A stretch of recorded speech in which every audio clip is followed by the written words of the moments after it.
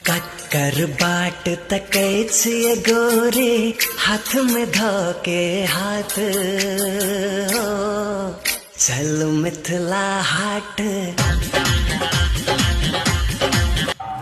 हमरा ने कतो जेबाकश और हम ने ककरो बाट तकै छी, ठीक छे ना।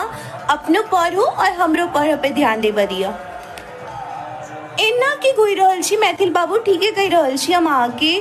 देखियो माँ बाबूजी कते कष्ट से आके पढ़ा रहल छै और अहाँ ओइ पाइ के छोरी बाजी करब पर उड़ाबे चाहै छी।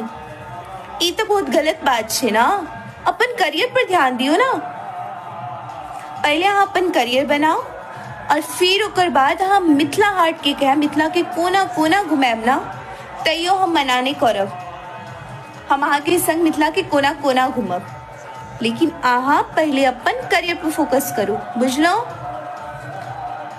हाइस की रहल छी, हम बता रहल छी माँ बाबूजी के पाई के जे अगर हम फालतू खर्चा केलो ना, तो हमरा से खराब इस संसार में अहाँ के क्यों नहीं भेटत। हम बता रहल छी अहाँ के।